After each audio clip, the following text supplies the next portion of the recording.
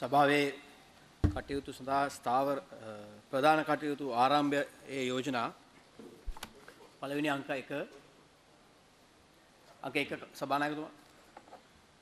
I'm right, answer. You want me to read it? Please, if you wish, better if you can read.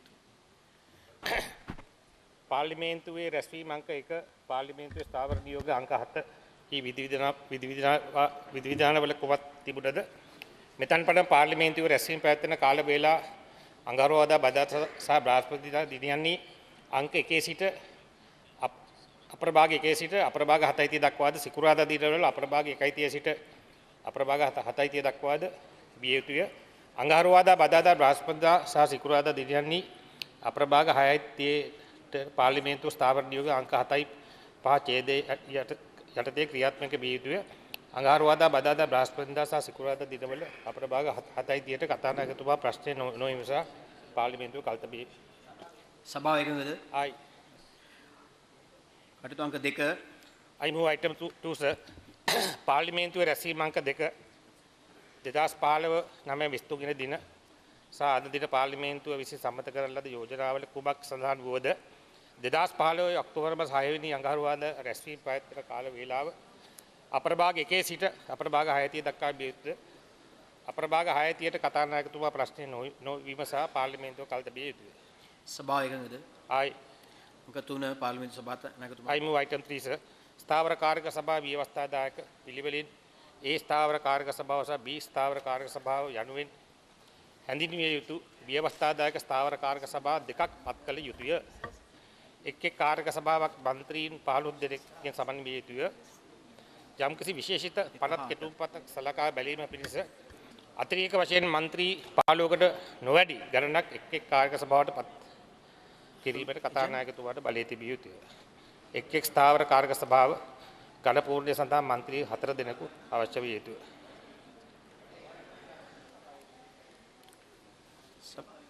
සභාව එකඟද? I සභානායකතුමනි, ඔබතුමාගේ විශ්වවිද්‍යාල අධ්‍යාපන හා මහාචාර්ය I wish to withdraw item 13 sir. House agreed. I සභාව කාලතබන අවස්ථාවට කලින් point of order Anuradha සානායකතුමා. ගරු නියෝජ්‍ය කතානායකතුමනි, පහුගිය 22 වෙනිදා මම 23 යටතේ ප්‍රකාශයක් කරලා ඇවන්ගාඩ් ගනුදෙනුව පිළිබඳවත් ඒ ගනුදෙනුව වසන් කිරීම සඳහා දරන උත්සාහයන් පිළිබඳවත් ඒ සඳහා මැදිහත් වී තිබෙන පුද්ගලයන් පිළිබඳවත් ඒ වගේ මේ පරීක්ෂණය දියත් වී තිබෙන ආකාරයේ තිබෙන සැකමුසු තැන් පිළිබඳවත් මේ පාර්ලිමේන්තුවේදී ගරු අමාත්‍යවරුන්ගෙන් ප්‍රශ්නයක් විමසා ඒකට පැහැදිලි කිරීමක් බලාපොරොත්තු වුණා. දැන් ගරු කතානායකතුමනි, මට පේන විදිහට පරීක්ෂණ යටපත් වෙනවා විතරක් නෙවෙයි, ඒ ක්‍රියාවලිය මුළුමනින්ම සැකමුසු තැන් ඇති කරලා තිබෙනවා විතරක් නෙවෙයි, පාර්ලිමේන්තුවටත් ඒ පිළිතුරක් ලබා දීම සඳහා මෙතරම් කාලයක් ප්‍රමාද වීමෙන් පෙන්눔 කරන්නේ පාර්ලිමේන්තුවටද මේ කරුණු වසන් කිරීම සඳහා යම් ප්‍රයත්නයක් දියත් තිබෙනවායි කියලා. මොකද පහුගිය 22 වෙනිදා, මොකද මම 22 ගරු නියෝජකත 22 වෙනිදා වුණාට මම ඒක යොමු කරේ දින 4කට පමණ පෙර. මම එදාම පිළිතුරක් බලාපොරොත්තු වෙයි. ඒ 18 වෙනිදා වගේ පෙර. දැන් අද මේ වෙනකොට ගරු කතානායකතුමනි, ආසන්න වශයෙන් ගත්තොත් දින 18කට ආසන්න කාලයක් ගත වෙමින් තිබෙනවා. තාමත් ආණ්ඩුවෙන් නිශ්චිත ප්‍රකාශයක් නැහැ. කොහේ මේ සතිය දිනවද? හෙට දිනවද? මේක ඔහේ ඇදමින් යන එක තත්ත්වයක් මතුවලා තිබෙනවා. මීට පෙරත් මා පාර්ලිමේන්තු ප්‍රශ්න විමසා සිටියා. ඒ නිසා මම දැනගන්න කැමතියි ආණ්ඩුවෙන් මේට පිළිතුරු ලබා දෙන්නේ කොයි මොහොතේද කවදද කියලා. ගරු කතානායකතුමනි, ලබන වාරයේදී අනිවාර්යයෙන්ම උත්තර දෙනවා. ලබන වාරයේදී. ඊළඟ පාර්ලිමේන්තු next session yes. තුන්වෙනි සතියේ සභාව කාලතබන පාර්ලිමේන්තුව හෙට සවස් 1 දක්වා. සභාව කාලතබන අවස්ථාවේ යෝජනා ගරු හිරුනිකා ප්‍රමිනන්ද මහත්මිය, ඔබතුමියගේ යෝජනාවේ අංක 1 සහ අංක 8ට අවධානය යොමු කරන්න ඕනි. ඒකේ වර්තමානයේ පරීක්ෂණ ලක්වන අධිකරණ ඉදිරියේ තියෙන කරුණක් නිසා ඒක අමතරව ඒ දෙකට අමතරව යෝජනා ඉදිරිපත් කරන්න. සාමාන්‍ය ගරු නියෝජ්‍ය කතානායකතුමනි, මේ නීතිමය කරුණු පිළිබඳ කතා කරන්න යන්නේ නැහැ. ඒ කාරණා සම්බන්ධයෙන් ඒත් කාරණා පිළිබඳව යම්කිසි දැනුවත් කිරීමක් පාර්ලිමේන්තුවට කරට කමන්නේ නීතිමය පැත්තෙන් යන්නේ නැහැ. අගතියට පත්වෙච්ච අයට නීතිය ඉදිරියේ මේ ඔබතුමියගේ දේශනේ වාසියක් අවාසියක් නොවෙන්න ක්‍රියාත්මක. ඔබතුමිය ඉදිරිපත් කරන්න. ඔකේ. ගරු නියෝජ්‍ය කතානායකතුමනි මා නමින් තිබෙන පහත සඳහන් යෝජනාව මා සභාවට ඉදිරිපත් කරනවා.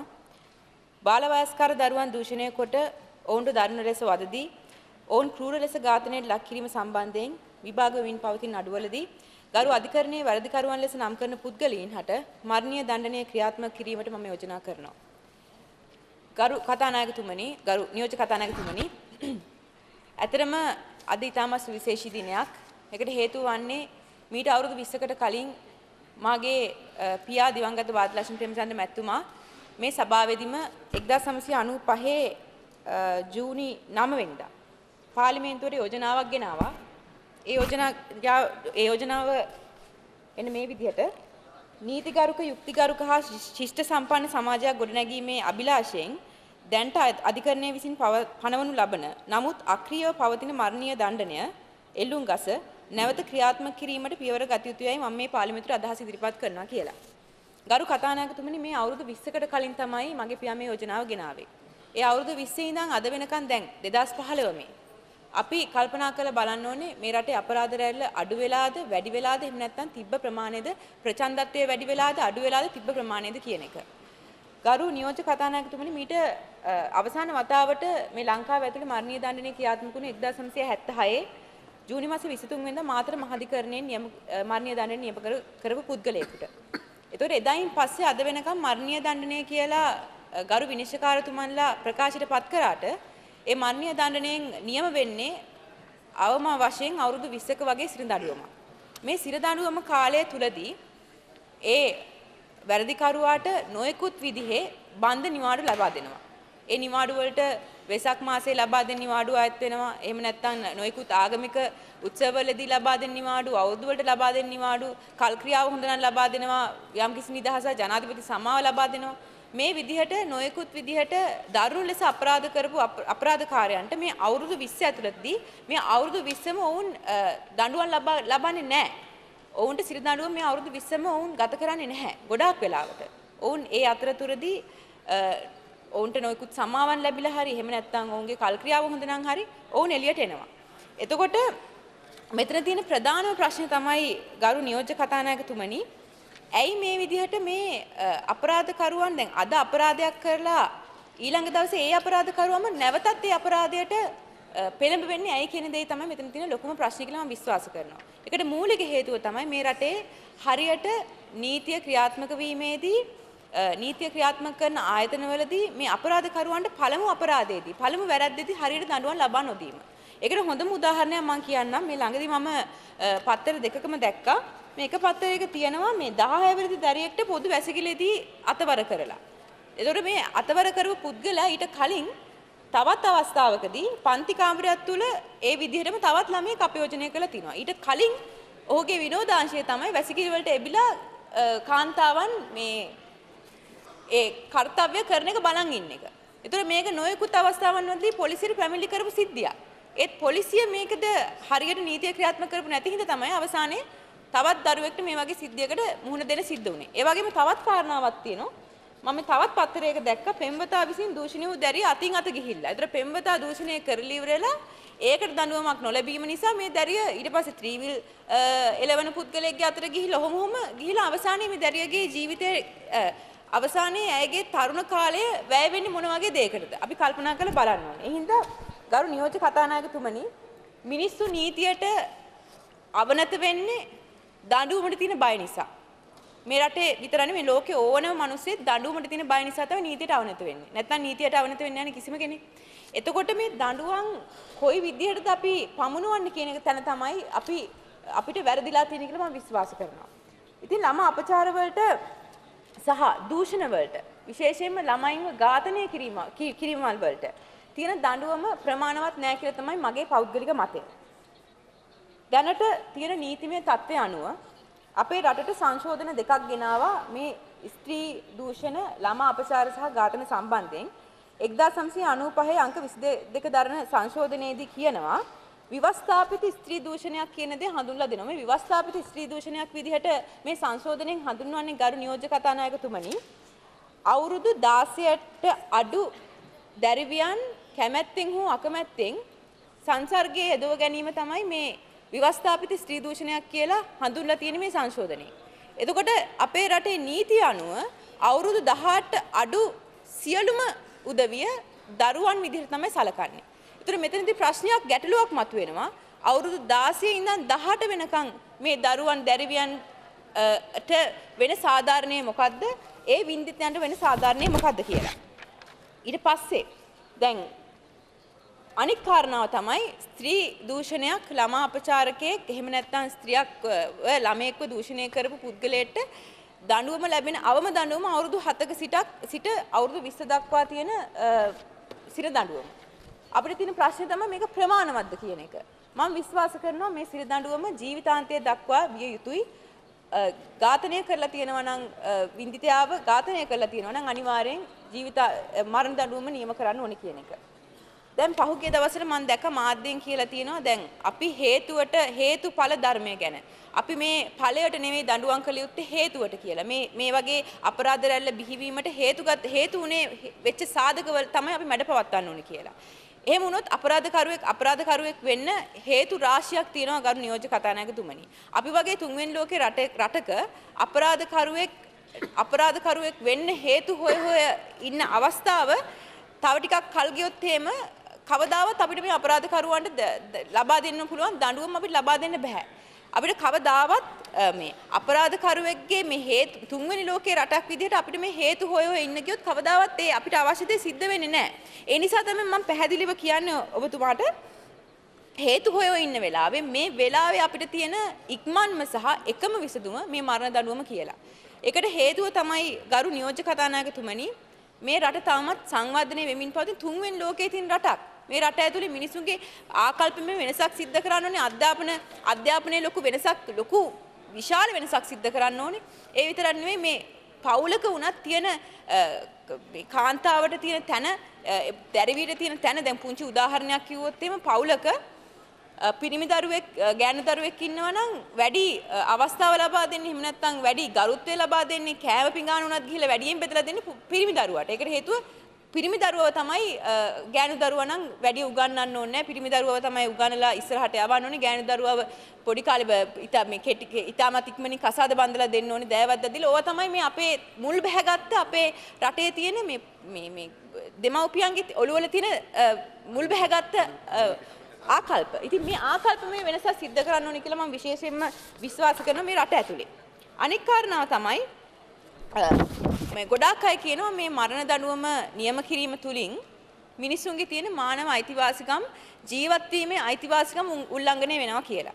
ගරු නියෝජ්‍ය කතානායකතුමනි සෑම මානව අයිතිවාසිකමක්ම අපිට මේ විවස්ථාවෙන් ලබා දීලා තියෙන සියලුම අයිතිවාසිකමක්ම නීතියට යටත්.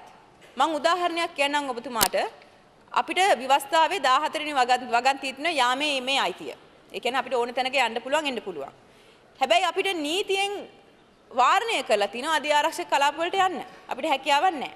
ඒතර ඔබතුමාට පේනවා අපිට අයිතිවාසිකම් ලබා දීම වගේම අනික් පැත්තෙන් නීතියෙන් ඒක වාරණය කරලා තිනවා. යම් තාක් දුරකට අවම කරලා තිනවා. එතකොට අපේ සෑම අයිතිවාසිකමක්ම නීතියට යටත් කියන එක තමයි එතනින් පැහැදිලි වෙන්නේ. එහෙනම් පැහැදිලිව මේ වෙලාවේ කියන්න ඕනේ මරණීය දණ්ඩනය මම පැහැදිලිව පිළිගන්නවා මේ තියෙන නීති සමහරක් නීතිමය පද්ධතියේ තියෙන අඩුපාඩු නිසා නිවැරදි කරුවන්ට මරණ දඬුවම නියම වෙලා අවසානයේ අපිට ගොඩාක් කනගාටු වෙන්න වෙයි. අපි වැරදි කරුවෙට නෙවෙයි නේද මේ මරණ දඬුවම දුන්නේ කියලා. ඒක තමයි අපිට තියෙන ලොකුම ප්‍රශ්නේ මෙතන. හැබැයි එතනදී මම මේ වෙලාවේ ප්‍රකාශ කරන්න ඕනේ වැරදි කරුවෙක්ට ශ්‍රේෂ්ඨ අධිකරණය දක්වාම ගිහිල් ඉවර වෙලා තමුන්ගේ නිවැරදිභාවය ඔප්පු කිරීමේ හැකියාව තියෙනවා. අද වෙනකොට අපේ ලංකාවේ දැන්ට මරණ දඬුවම නියම වෙලා අභියාචනාවක් ඉදිරිපත් කරලා ගිහිල්ලා අභියාචනාධිකරණයට ගිහිල්ලා කියන්න පුළුවන් තමුන්ගේ නිවැරදිභාවය. අද වෙනකොට අභියාචනාධිකරණයේ තියෙන නඩු ප්‍රමාණය මරණ දඬුවම නියම වෙච්ච 623ක්. ඒතර මේ 623ටම මරණ දඬුවම නියම වෙලා තිනවා වුන් හැම 623 තුන් දෙනාම අභියාචනාධිකරණයේ දැන් වෙනකොට ඔවුන්ගේ නැවතත් ඔවුන් නඩුව ඔවුන්ගේ අහනවා. එතකොට අනික් කාරණාව තමයි දැනට මරණ දඬුවම නියම වෙච්ච පුද්ගලයන් ඉන්නවා මේ මුළු රටේම. දැන්ට නොයෙකුත් කාරණා වලට 501ක්. මේ 501කින් 20 දෙනෙක් හෙරොයින් ජාවාරටම අයිති වෙච්ච කට්ටිය. ඒවා හෙරොයින් ජාවාරම කරන කට්ටිය. ඒතර අනික් 481ම මිනිමරුම් ස්ත්‍රී දූෂණ මේ 481 දෙනාටම මිනිමරුම් ස්ත්‍රී දූෂණ නොයෙකුත් කාරණා එල්ල වෙලා තිනවා මංකොල්ල කැමේවා මොනවා හරි. එතකොට මේකේ සැලකිය යුතු ප්‍රමාණයක් ළමයින්ව දූෂණය කළ ඝාතනය කරපුවා ස්ත්‍රීන් දූෂණය කළ ඝාතනය කරපුවා සැලකිය යුතු ප්‍රමාණය මේ 481 තියෙනවා. එතකොට ගරු නියෝජ්‍ය කතානායකතුමනි දැන් ප්‍රශ්නේ තියෙන්නේ අද වෙනකන් ඇයි මේගොල්ලන්ට නීතිය ක්‍රියාත්මක වුණේ නැත්තේ කියලා. ඔබතුමා දන්නවා මීට අවුරුදු 15කට 16කට කලින් රීටා ජෝන්ස් කියන තරුණියව කීප දෙනෙක් සමූහ දූෂණය කරලා ඇයව කාක දූපතේ මරා දැම්මා. අද වෙනකන් ඔවුන් තවමත් ඉන්නේ ඔවුන් තවමත් සිරබත් කරනවා. හැබැයි තව වෙනකන් ඔවුන්ට මරණීය දඬුවම නියම කළා. තව වෙනකන් මරණීය දඬුවම සිද්ධ වෙලා නැහැ. අද වෙනකොට මේ අපේ නීතිමය පද්ධතියේ පොඩි ප්‍රශ්නයක් තියෙනවා. ඇති හැකි කෙනාට වෙනම නීතියකුත් නැති බැරි කෙනාට වෙනම නීතියකුත්. ඒකේ පැහැදිලිවම අපිට පේනවා. පසුගිය දවස්වල එංගලන්තයේ අර පදිංචි වෙලා හිටපු මේ කුරේෂි කියන මේ පුද්ගලයාගේ පෙම්වතියව දූෂණය කළ ඔහුව ඝාතනය කළා තිබෙ එංගලන්තයේ ඔහු එංගලන්තයේ කෙනෙක්. එතකොට මේ පුද්ගලයාව ඝාතනය කරපු එකට අත්අඩංගුවට ගත්ත පුද්ගලයාට ලබා දීපු සැකකරුවාට වැරදිකරුවාට ලබා දීපු දඬුවමට මේ දඬුවම මදි කියලා ශ්‍රී ලංකා ප්‍රජාතන්ත්‍රවාදී ජනරාජ්‍යයේ නීතිපතිතුමා ගිහිල්ලා මහාධිකරණයට කියනවා මේ දඬුවම මදි මේක වැඩි කරන්න කියලා. දැන් එහෙම බ්‍රිතාන්‍ය ජාතිකයේට ඒ විදිහට කියන නීතිපතිතුමාට මං අහන්න කැමති එතුමාට කතා කරන්න බැරිද? එහෙම නැත්නම් එතුමාට කතා කිරීමේ අපහසුතාවයක් තියෙනවද? මේ අහිංසක ওই විදිහටම දූෂණය වෙලා ඝාතනය වෙලා මේ ওই විදිහටම මේ ක්‍රූර ලෙස ඝාතනය වෙච්ච අර යාපනයේ දැරිවිය ගැන. ওই විදිහටම මං කියන්නේ ඉස්සරහට. ඒ විතරක් නෙවෙයි ඊට කලින් අධිකරණයෙන් වැරදිකරුවෝ කරපු පුද්ගලයන්ට මේ දඬුවම වැරදි. මේ දඬුවමට වඩා වැඩි දඬුවමක් අපිට දිය යුතුයි කියලා අපේ ලංකාවේ මිනිස්සුන් ගැන කතා කරලා තිනවා නීතිපතිතුමා. ඔන්න ඕක තමයි අපිට තියෙන ප්‍රශ්නය නියෝජ්‍ය කතානායකතුමනි. ඉතින් ඒ නිසා මම විශ්වාස කරනවා මේ නීති පද්ධතියේ නොයෙකුත් තැන් අඩුපාඩු තියෙනවා. මේ අඩුපාඩු අපි සකස් කරගෙන මේ ඉදිරියට යා යුතුයි. මේ සකස් කර ගන්න ගමන් අපිට අපේ සමාජය ඇතුලේ ලොකු ආකල්පමය වෙනසක් සිද්ධ කරන්නත් ඕනේ. ඔබතුමා කල්පනා කරලා බලන්න පසුගිය දවසක අර ක්‍රූර ලෙස ඝාතනය කරපු පුංචි දැරිවියට හරියට අනාගෙන බත් ටික කන්න පුළුවන් ළමයෙක් නෙවෙයි. මෙතන 95%ක් ඉන්න උදවිය එක්ක අම්මා කෙනෙක් එක්ක තාත්තා කෙනෙක්. එහෙම නැත්නම් අම්මා කෙනෙක් තාත්තා කෙනෙක් වෙන්න බලාපොරොත්තු වෙමින් ඉන්න කෙනෙක්. එතකොට මේ පාර්ලිමේන්තුවේ ඉන්න හැම කෙනාටම ලොකු වගකීමක් තියෙනවා. අද මේක මේ දරුවට වුණා නම් හෙට මගේ දරුවට වෙන්න පුළුවන් කියලා හිතන්න. හැබැයි එහෙම හිතන ගමන් අනික් අතට මට හිතෙනවා ඒක ඔබේ දරුවට වෙන්නේ නැහැ. ඒ මොකද ඔබ සියලු දෙනාම ඇති හැකියාව තියෙන බලයෙන් යමක් කරන්න පුළුවන් හැකියාව තියෙන උදවිය. අපේ දරුවන්ට එහෙම වෙන්නේ නැහැ. අපිට එහෙම වුණොත් අපි නිකන් ඉන්නෙත් නැහැ. අපිට තියෙන බලයත් එක්ක. හැබැයි අපිට තියෙන හැකියාව ගමකින් අහිංසක අම්මා කෙනෙක්ට තියෙනවද තාත්තා කෙනෙක්ට තියෙනවද? අපිට තියෙන දරු කැක්කුම තමයි ඒ අහිංසක අම්මටත් ඒ අහිංසක තාත්තටත් තියෙන්නේ. ඉතින් අපි මේක ගැන ඉතාමත් මානුෂීයව බලන්න ඕනේ කියලා තමයි මම විශ්වාස කරන්නේ. ඉතින් ගරු කතානායකතුමනි ඉස්සරහට නොයෙකුත් ප්‍රශ්න මටත් මේ යෝජනා විස්තර කරන රංජන නාමනායක මැතිතුමාටත් එයි. ඒ සෑම ප්‍රශ්නයකටම සෑම ගැටලුවකටම සෑම චෝදනාවකටම කෙලින් හිටගෙන උත්තර දෙන්න අපි දෙන්නම් බලාපොරොත්තු වෙනවා. මට මතකයි මගේ තාත්තා මේක යෝජනාව ගෙනලා ෆීලික්ස් පෙරේරා මැතිතුමා යෝජනා විස්තර කරාම මාසයකට වැඩිය පත්තර වලින් පුළුවන් තරමක් වුන් ඇයි මේ වගේ මේ ක්‍රූර දේවල් පාර්ලිමේන්තුවේ යෝජනා කරන්න කියලා ගෙනාවා. ගරු නියෝජ්‍ය කතානායකතුමනි මම සිංහල බෞද්ධ මම බෞද්ධ ආගම හොඳට අදහන කෙනෙක්. අද වෙනකොට ගොඩාක් කට්ටිය කියන්නේ අපේ බෞද්ධ ආගම මුල් කරගත්ත මේ රට ඇතුලේ මේ වගේ මරණ දඬුවම වගේ සංකල්පයක් ගේන්න හොඳ නැහැ කියලා. ගරු නියෝජ්‍ය කතානායකතුමනි ආගම එකක් නීතිය එකක්. ආගමයි නීතියයි දෙකට පටලවා ගත්තොත් කවදාවත් රටක සාධාරණයක් ඉෂ්ට වෙන්නේ නැහැ. කිසිම වැරද්දක් කරන පුද්ගලයාට කවදාවත් දඬුවමක් දෙන්නත් බෑ. වින්දිතයට කවදාවත් සාධාරණයක් ඉෂ්ට වෙන්නේත් නැහැ. ආගමයි නීතියයි කියන දේ පටලවා ගන්න හොඳ නැහැ කවදාවත්. මොකද ආගම කියලා කියන්නේ නොයෙකුත් දැන් අපේ රටේ නොයෙකුත් ප්‍රධාන ආගම් තියෙනවා බුද්ධ ආගම ඇතුළුව. මේ සියලුම ආගම් වල ඉන්න පූජකයන් ගෞරවනීය ස්වාමින් වහන්සේලා එහෙනම් ඉස්සරහට එන්න ඕනේ මේ වැරදි කරන පුද්ගලයන් අපරාධකරුවන් තමුන්ගේ පන්සලට ගෙනියලා කෝවිලට ගෙනියලා පල්ලියට ගෙනියලා මම පුනරුත්ථාපනය කළ ගන්නම් කියලා. එහෙම කරන්න බෑ. ඒකට තමයි නීතියක් තියෙන්නේ. ඒ නිසා මේ නීතිය ක්‍රියාත්මක කිරීමේදී නොයෙකුත් ආගම් වලින් නොයෙකුත් තැන් වලින් අපිට මාධ්‍ය වලින් නොයෙකුත් විදිහේ බලපෑම් එන්න පුළුවන් නොයෙකුත් කතන්දර කියන්න පුළුවන්. හැබැයි ගරු නියෝජ්‍ය කතානායකතුමනි රටක මම ඉස්සෙල්ලා කිව්වා වගේ මිනිස්සු දඬුවමට බයයි. දඬුවමට බය පුද්ගලයා නීතියට අවනත වෙනවා. අපි ඇයි මේ පාරේ කාර් එකක් කෙලවගෙන යනකොට මේ පොලිසියේ ඇදුමක් දැක්ක ගම සීට් බෙල්ට් එක දාගත්තේ නැත්නම් සීට් බෙල්ට් එක ඉක්මනට දාගන්න බලන්නේ. මොකද අපි දඬුවමට බයයි. අපි ඒ යුනිෆෝම් එකට බයයි. ඒ නිසා නියෝජ්‍ය කතානායකතුමනි කවදාවත් අපි වගේ තුන්වෙනි ලෝකයේ දියුණු වෙන්න බලන් ඉන්න රටක නීති හරියට සිද්ධ වුනේ නැත්නම් රටක් සංවර්ධනය කරන්නත් බෑ. රටක් ආගමික වශයෙන්වත් සංස්කෘතික වශයෙන්වත් කිසිම ආර්ථික වශයෙන්වත් කවදාවත් සංවර්ධනය කරන්න බෑ රටක නීති හරියට ක්‍රියාත්මක වෙන්නේ නැත්නම්. ඒද මම ඉතාමත් ගෞරවයෙන් මේ වෙලාවේ මේ සභාවෙන් ඉල්ලා සිටිනවා ඔබ සියලු දෙනාගෙන්ම හිතේ තෙතමනයක් තියෙන පුද්ගලයන් විදිහට අම්මා කෙනෙක් විදිහට තාත්තා කෙනෙක් විදිහට හිතේ තෙතමනයක් තියෙන පුද්ගලයෙක් විදිහට මේ අපි ඉල්ලා සිටින ඉතාමත් පොඩි දෙයක් පුංචි 6ක් 4ක් නොතේරෙන හරියට කතා කරගන්න බැරි පුංචි දරුවන්ට දූෂණය කරලා ක්‍රූර විදිහට දූෂණය කරලා වුණ ඝාතනය කරන පුද්ගලයන් එල්ලා මැරිය යුතුයි. එහෙම නැත්නම් මරණ දඬුවම උන්ට නියම කළ යුතුයි. ඒක සඳහා මේ සියලුම සභාවේ සියලුම ගරු මන්ත්‍රීවරුන් නැමතිවරුන්ගේ මම ආයාචනා කරලා ඉල්ලනවා. හිතේ තෙතමනයක් තියෙන උදවිය විදිහට මේකට සහයෝගය ලබා දෙන්න කියලා. බොහොම ස්තුතියි. ගරු රංජන් රාමනායක මහත්මයා විනාඩි 9ක් තියෙනවා. 2015 10/6 වෙනි දින සභාව කාලතමන අවස්ථාවේ මේ කළ යෝජනාව ඉස්තිර කරන්න මම බලාපොරොත්තු වෙනවා. ඒකම මගේ කාලය අරගෙන මම මේ ගැන කතාව පටන් ගන්න. ගරු නියෝජ්‍ය කතානායකතුමනි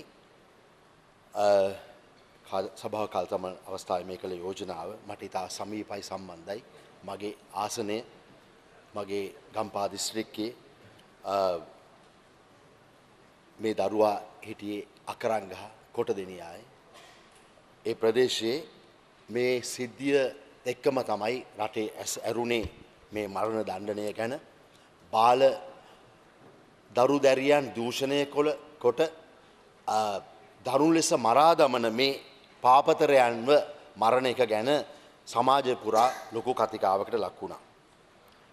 ගරු නියෝජ්‍ය කතානායකතුමිනි මේ නීතිය ගේන්න හදද්දී හිරුනිකා ප්‍රේමචන්ද්‍ර මැතිණිය කිව්වා වගේ ලොකු විරෝධයක් සාමාන්‍ය ජනතාව නොව විවිධ මානව හිතවාදී ක්‍රියාකාරීන්ගෙන් එල්ල වුණා. අපි යම්කිසි කාලකන්ණි සතුටක් ලබනවා කියලා කෙනෙක්ව එල්ලලා මරලා ඒකෙන් තෘප්තියක් ලබනවා කියලා.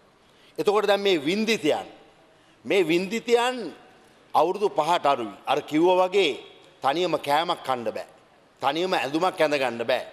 තනියම ශරීර කෘතියක් කරගන්න බැරි අය ගැන ඒ අයගේ මානව හිමිකම් ගැන කවුද කතා කරන්නේ? ඒ අය ගැන කවුද හිතන්නේ?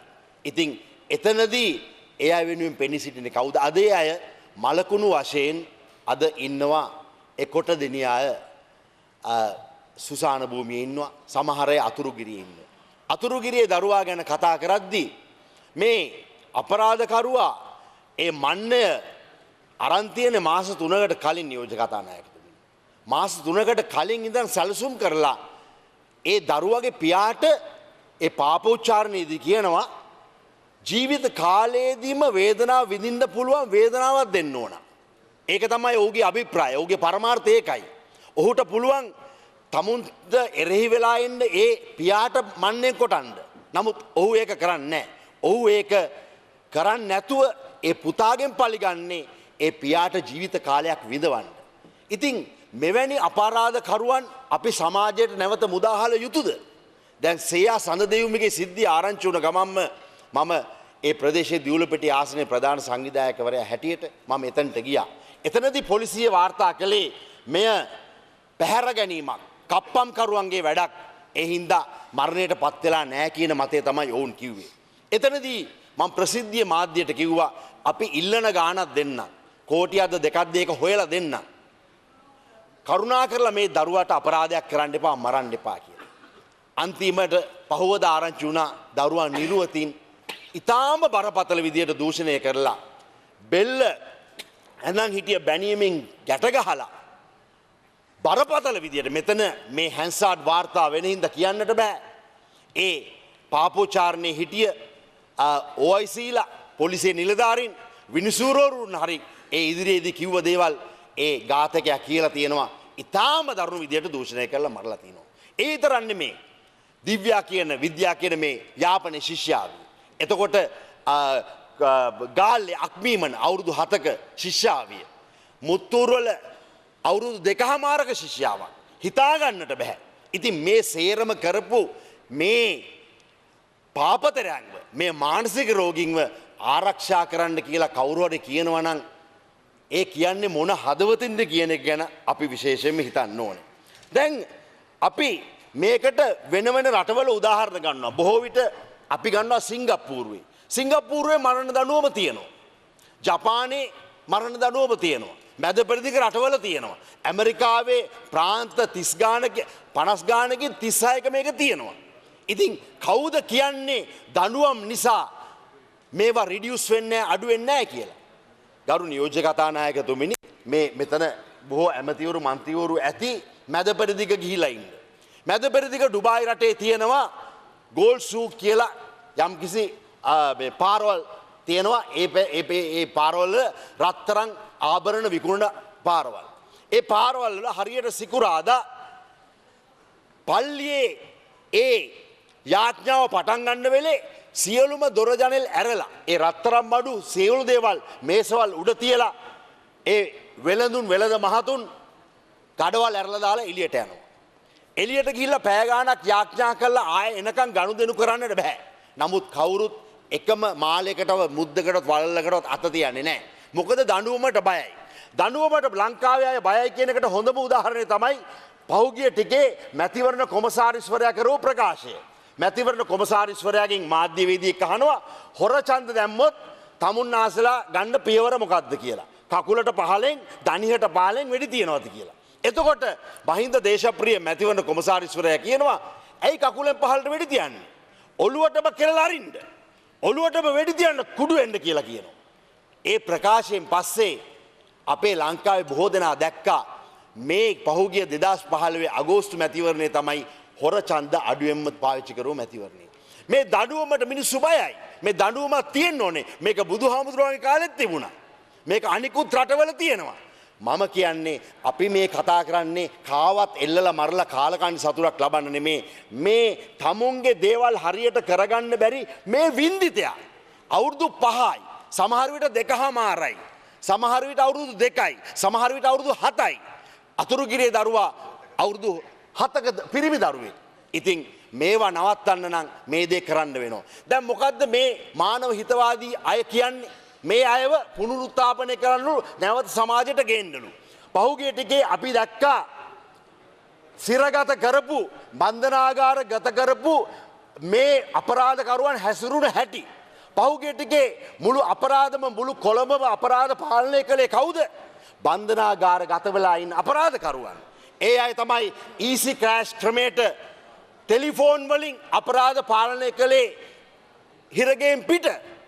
ඒ අය කුඩු ව්‍යාපාර කළා. මන් දන්න අපි දැක්ක පුවත්පතේ එක අපරාධකරුවෙක් දුරකථනයෙන් තමුන්ගේ තරහකාරයෙක් මරන්න ඒ මරණ මංචකේ කෑ ගහන එක දුරකථනයෙන් අහන් හිටිය හිරගෙදරට වෙලා. ඉතින් මේ අය ආරක්ෂා කරන්න කියලා කවුරු හරි කියනවා නම් මම කියන්නේ ඒක ඊටාම අපරාධයක්. අපරාධකරුවන් ආරක්ෂා කරන්න සූදානම් වෙන්න එපා. මට ඊටාම කෙටි කාලයයි තියෙන්නේ.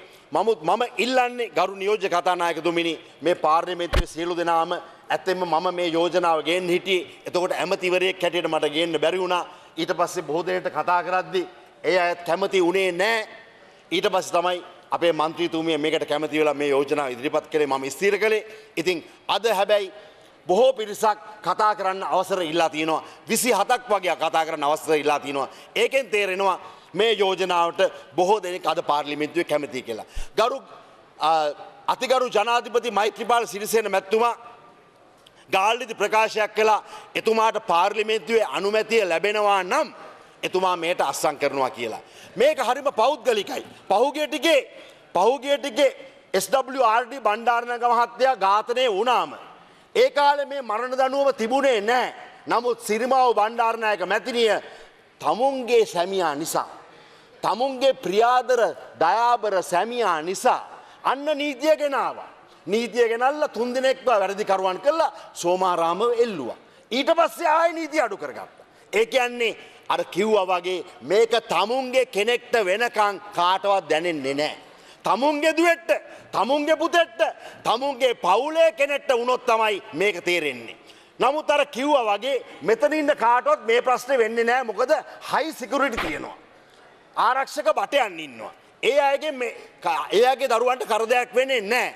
නමුත් අර කොට අපේ කොහෙද අකරංගහ කොටදෙනියාවේ ඒ ගෙවල් වල ජනෙල් දහන්න, ඒ අයගේ ජනෙල් වලට ග්‍රිල් ගහන්න, කම්බි කූරු හයි කරන්නවත් සල්ලි නැති අහිංසක මිනිසුන්ගේ දරුවන්ට මොකද වෙන්නේ?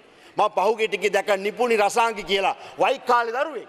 මේ වයිකාලේ දරුවට මොකද කළේ? මේ වගේම දූෂණය කරලා මරලා දැම්මා. අන්තිමට මොකද්ද කළේ? මාස 2කින් අපහම්බෙලා ඒ අපරාධකරුවා ආයෙ එළියේ ඉන්නවා.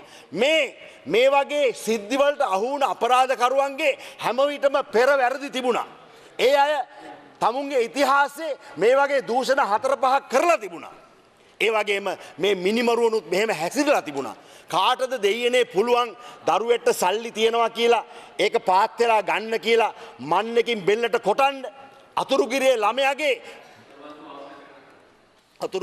ළමයාගේ ගරු නියෝජ්‍ය කතානායකතුමනි සිරුර 7 පොලක 15 පොරකට පිහියෙන් ඇනලා කොටස් 7කට වෙන් කරලා තිබුණා. දරුවා නොකළ වරදකට. ඒ හින්දා මම මේ ගරු පාර්ලිමේන්තුවෙන් ඉල්ලා සිටිනවා අපි මේ කතා කරන්නේ මේ උද්ඝෝෂණවලද මහජන ප්‍රශ්නවලදී දේශපාලන ප්‍රශ්නවලදී හදිසි කෝපයෙන් කරන මිනිමරුන් ගැන නෙමෙයි. කල්පනා කරලා වැරදිලා වටහා ගන්න එපා. අපි කතා කරන්නේ අවුරුදු 5-10 අතර ඉන්න අහිංසක වින්දිතයන් ගැන. තමුන්ගේ දේවල් හරියට කරගන්න බැරි මේ වින්දිතයන්ගේ මානව අයිතීන් ගැන අපි කතා කරන්නේ. කරුණා කරලා මේකට පක්ෂව ඡන්ද දෙන්න කියන ඉල්ලීම මම කරනවා. ඒකට සියලු දෙනාගේ බහුතර 113ට වඩා ආවොත් අපි මේ නීතිය ක්‍රියාත්මක කරලා බලමු අවුරුද්දක් දෙකක්. ඊට පස්සේ අපි බලමු. ඔව් අද නැති වුණත් ඉස්සරහට එනවා ඡන්දේ. මම ඒකෙද ඉල්ලන්නේ ජනාධිපතිතුමාට ඒ සහයෝගය දෙන්න ඒ නීතිය ගේන්නට මම හිතනවා ඒකට ඊටාම සුදුසු කාලයක්. මොකද අපරාධ රැල්ල එන්න වැඩි වෙමින් යනවා. මේ සේයා සඳදේවුමගේ සිද්ධියෙන් පස්සේ එක දිගට තවත් ඒ වගේ 4-5ක් වුණා. මේක රැල්ලක් වශයෙන් පැවතිනවා. ඒ හින්දා මම මුළු පාර්ලිමේන්තුවේම මේකට සහයෝගය ඉල්ලනවා. බොහොම ස්තුතියි. වඩාන්ඩ බුලමැතිනි.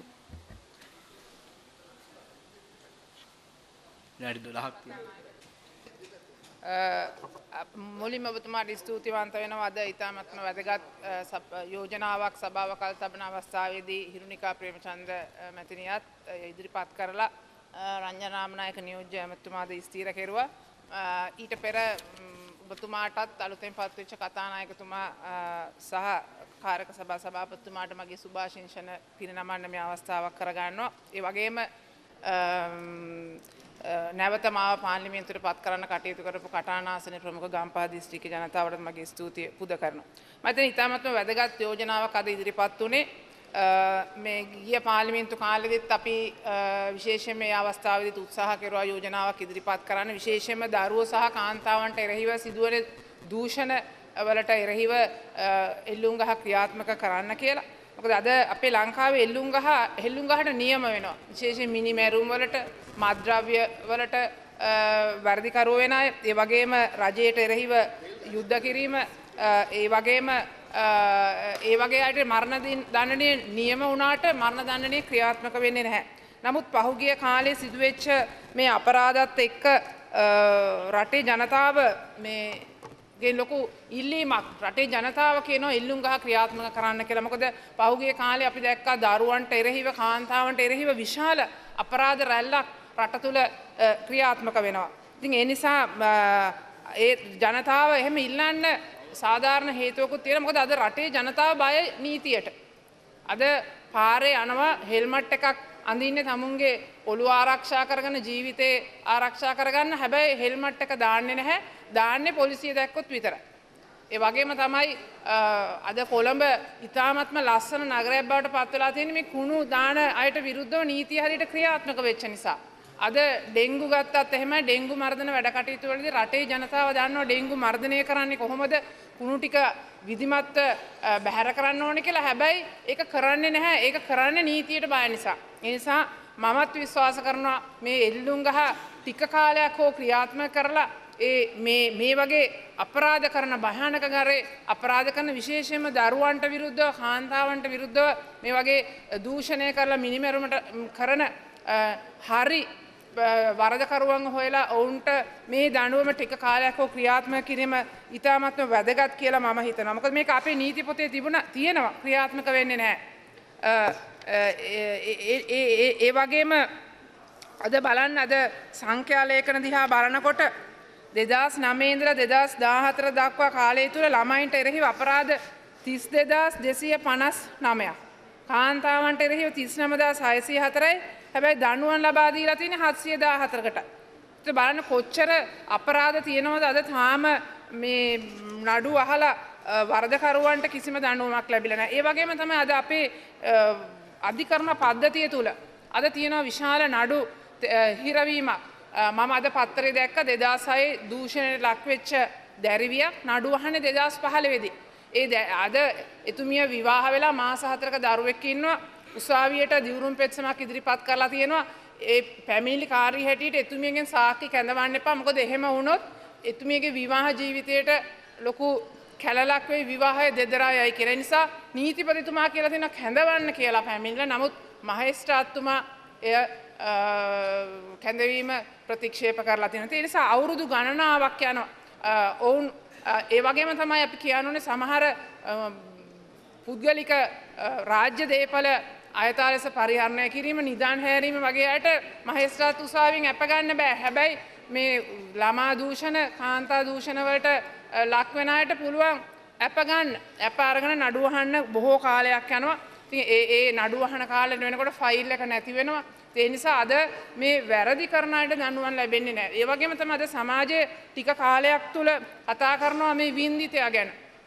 ඒ කටයුතු මාසයක් දෙකක් යනකොට වින්දිතය ගැන අමතක වෙලා කතා කරන්නේ වරදකරුවා ආරක්ෂා කර ගැනීම, වරදකරුවාගේ මානව හිමිකම් උල්ලංඝනය ගැන කතා කරන්නේ. ඉතින් ඒ නිසා මම විශ්වාස කරනවා අපේ රටේ දඬුවම ශක්තිමත් කරලා එල්ලුම්ගහ ටික කාලයක් හෝ ක්‍රියාත්මක කරන්න. හැබැයි ඒ එල්ලුම්ගහ ක්‍රියාත්මක කිරීමට පෙර අපේ තියෙන කරන්න ගොඩාක් දේවල්. විශේෂයෙන්ම මේ නඩු ඇහිීමේ ක්‍රමවේදය. නඩු ඇහිීමේ ක්‍රමවේදය අපි විධිමත් කරන්න ඕන.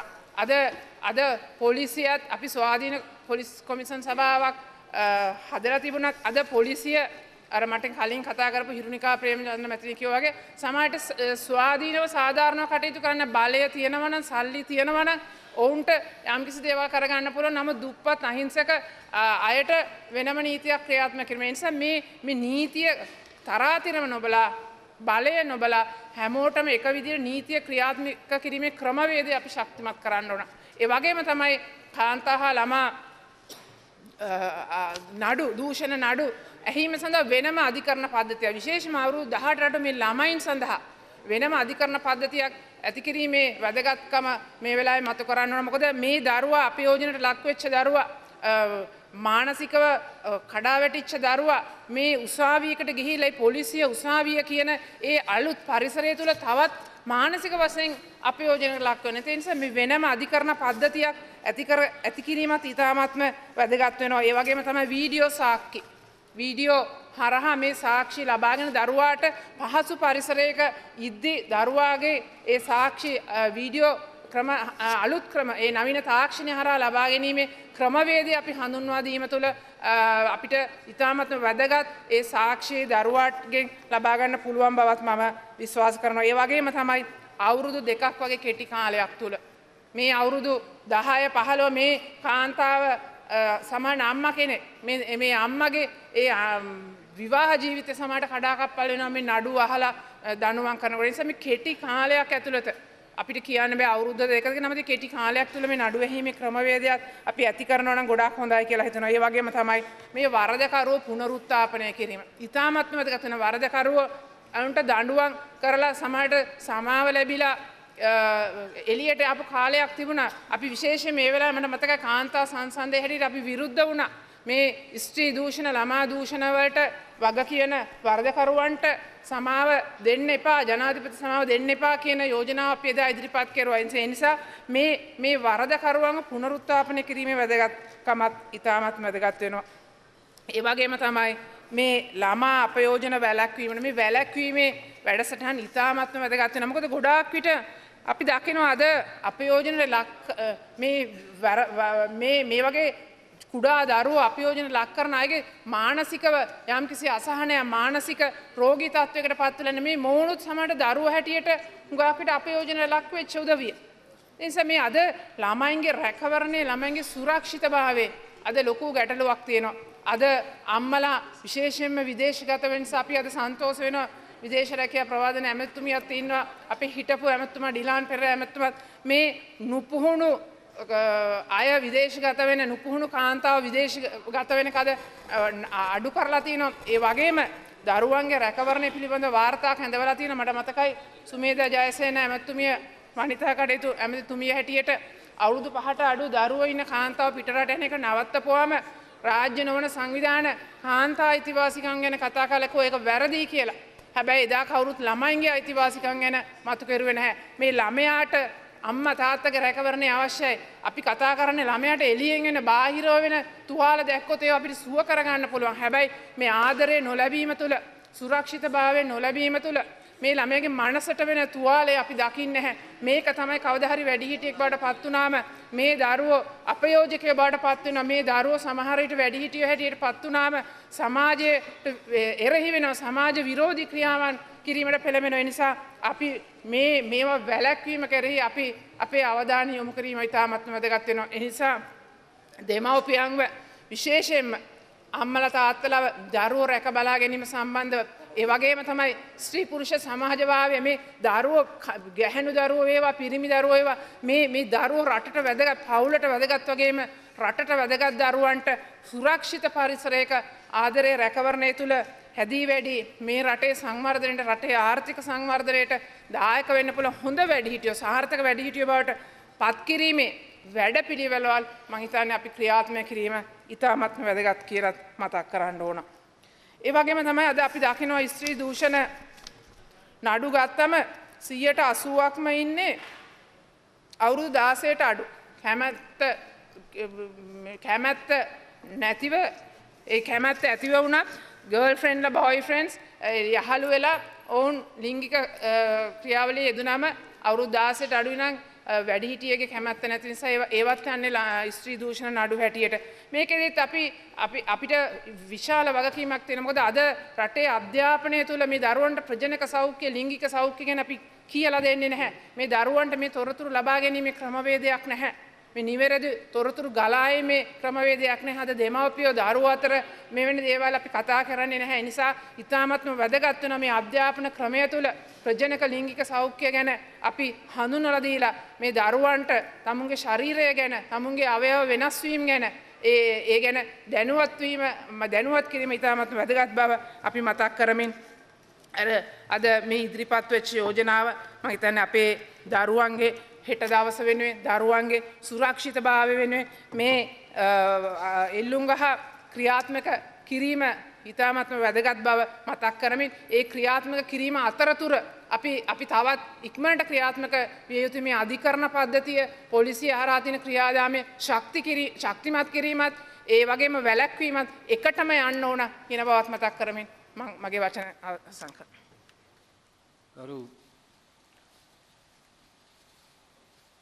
නලින්ද ජයතිස්ස මන්ත්‍රීතුමා, කරු ඩග්ලස් ආනන්ද මන්ත්‍රීතුමා, කරු බිමල් රත්නායක මන්ත්‍රීතුමා, දැන් අපිට සජිත් ප්‍රේමදාස මන්ත්‍රීතුමාට ආරම්භ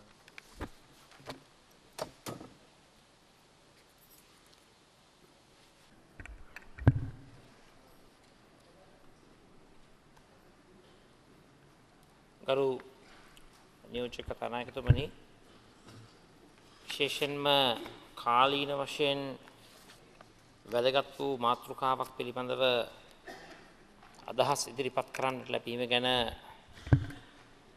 මම සතුටු වෙනවා. කාලයක් පුරාවටම අපේ රටේ අනාගතයේ බාරගන්ට සිටින දරු සම්පතට ඒ සිදුවුණු හානිය විෂමාචාරී ක්‍රියාවන් පිළිබඳව අපි රටක් හැටියට ජාතියක් හැටියට අපි ඇත්ත වශයෙන්ම කනගාටු විය යුතුයි. ඒ කනගාටු වීම තුල මම හිතනවා කාලය එළඹිලා තිබෙනවා අපේ ප්‍රතිචාරයන් හුදු වචන වලට පමණක් සීමා කරන්නේ නැතුව සක්‍රීය ක්‍රියාදාමයක් තුලින් මේ නින්දිත විෂමාචාර දූෂිත අතවර ක්‍රියාදාමයන් මනුෂ්‍ය ඝාතන ක්‍රියාවලියන් වල නියැලෙන ඒ සියලු දෙනාටම ලබා දිය යුතු දඬුවම ලබා දෙන්නට අපි රටක් හැටියට ජාතියක් හැටියට රජයක් හැටියට අපි අපකප විය යුතුයි. විශේෂයෙන්ම ළමා අපචාරකරුවන්ට ළමා ඝාතන වලට ලක්වන ඒ වැරදිකරුවන්ට මරණීය දණ්ඩනය පිළිබඳව සාකච්ඡා වෙන මේ මොහොතේ මං හිතනවා මේ මාතෘකාව පිළිබඳව ඊ타මත්ම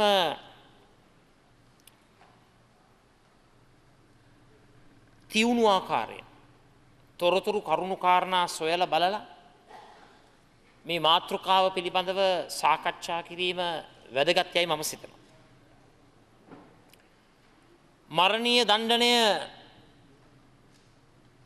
ක්‍රියාදාමයක් හැටියට ක්‍රියාත්මක කරන්නට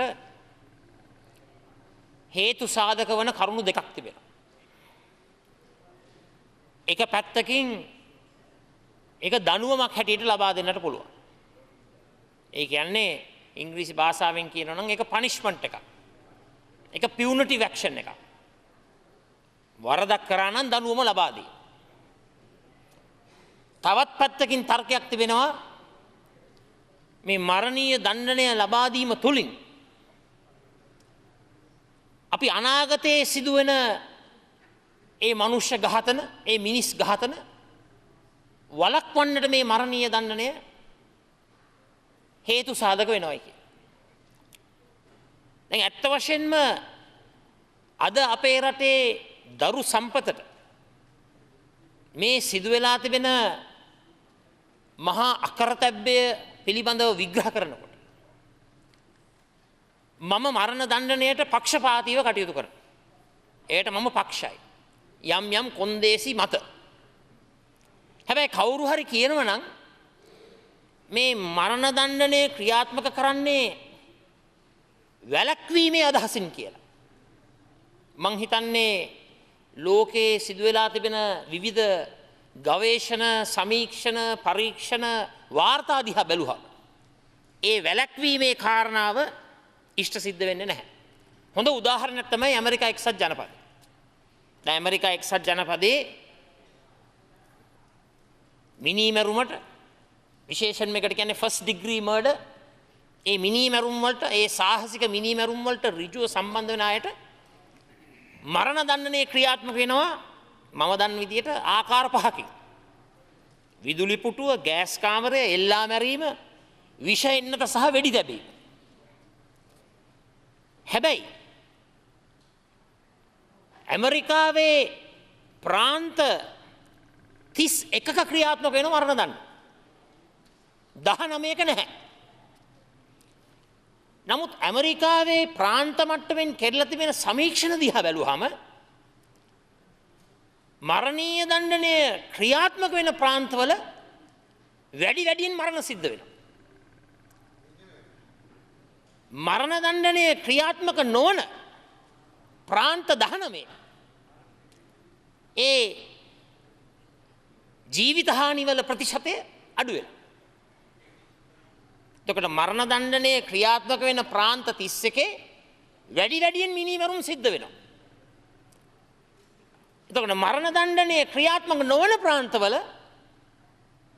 ඒ මිනීමැරීමේ ප්‍රතිශතය සාහසික ඝාතන හොමිසයිඩ් කියලා කියන්නේ ඒවා අඩු වෙලා.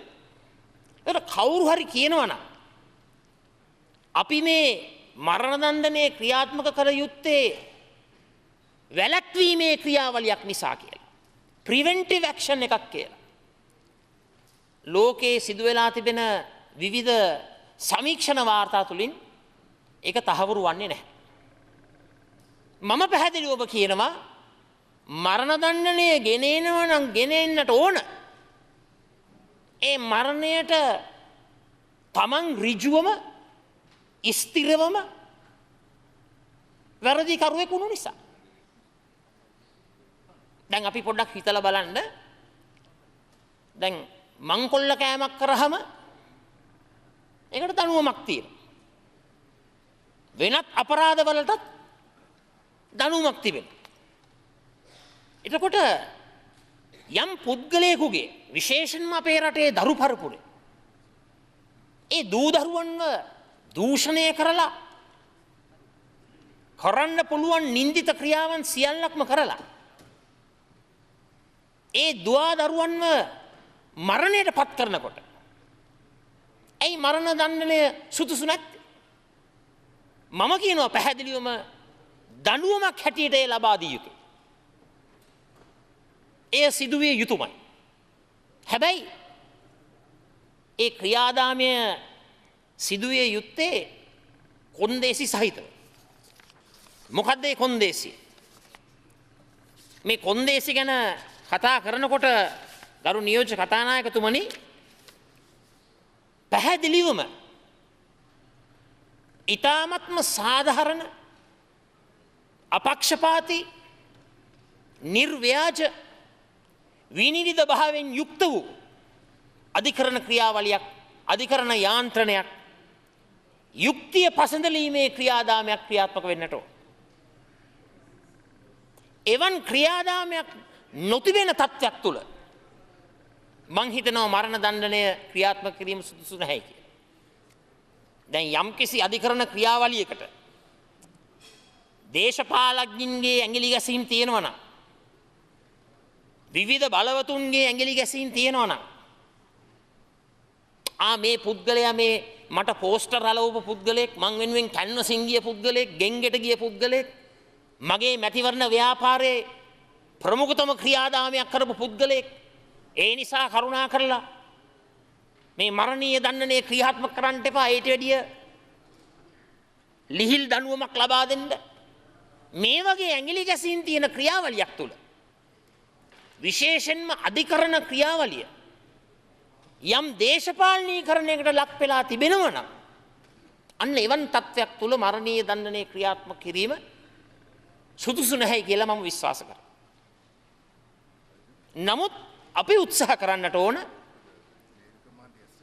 පත් කරන්න තියෙන ස්වාධීන කොමිෂන් සභා සියල්ලක් පත් කරලා අධිකරණ ක්‍රියාදාමයේ ආරක්ෂක ක්‍රියාදාමය පොලිස් යාන්ත්‍රණය සහ මුලින්ම දේශපාලන ග්‍රහණයෙන් සහ වෙනත් ග්‍රහණ වලින් ඉවත් කරවලා බොහොම සුද්ධ පිරිසිදු අධිකරණ ක්‍රියාවලියක් ක්‍රියාත්මක වෙන යාන්ත්‍රණයක් ස්ථාපනය කරයින් පස්සේ මම විශ්වාස කරනවා අපි අනිවාර්යෙන්ම මේ මරණීය දණ්ඩනය ක්‍රියාත්මක කළ යුතුයි කියලා.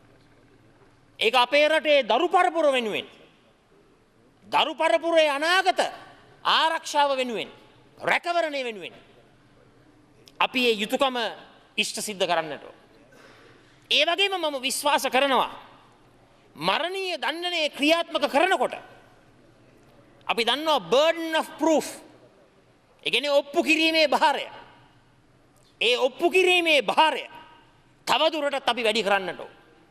ඒකට හේතුව මොකද්ද? මරණීය දණ්ඩනය ක්‍රියාත්මක කරනවායි කියන්නේ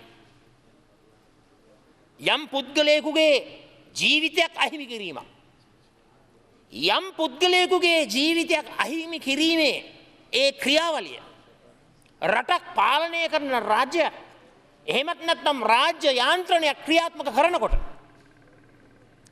අපි හිද සියල්ලක්ම ඉවත් කරලා සැකසංකා සියල්ලක්ම ඉවත් කරලා සුද්ධ පිරිසිදුව ඒ වැරදිකරු හැටියට ඔප්පු වෙනවා නම් පමණක් ඒ මරණීය දණ්ඩනය ක්‍රියාත්මක කිරීම වඩාත් යෝග්‍යයි කියලා මම විශ්වාස කරනවා.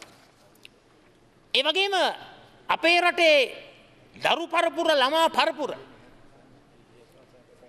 අපචාරකරුවන්ගේ දූෂිතින්ගේ මිනීමරුවන්ගේ ග්‍රහණයට ලක් වෙලා තිබෙන මොහොතක මම විශ්වාස කරනවා මරණීය දණ්ඩනයට අමතරව අපිට තිබෙනවා තවත් පියවරවල් රැසක් ක්‍රියාත්මක කරන්න.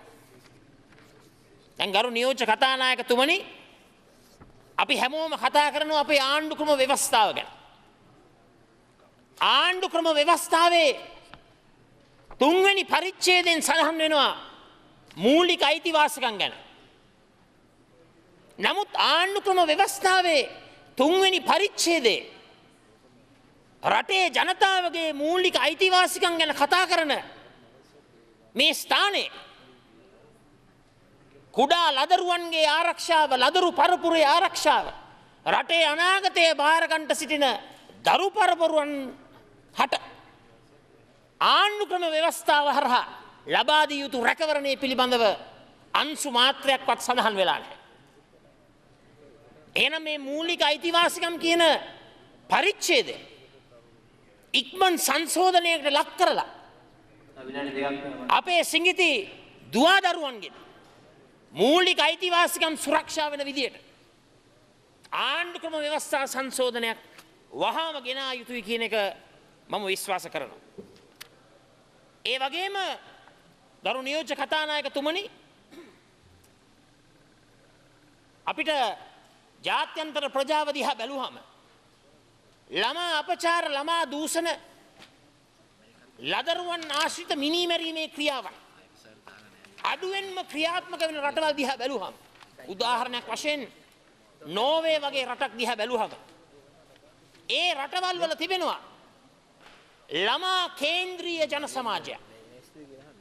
ළමා අයිතීන් සුරක්ෂා කරන නීති පද්ධතිය.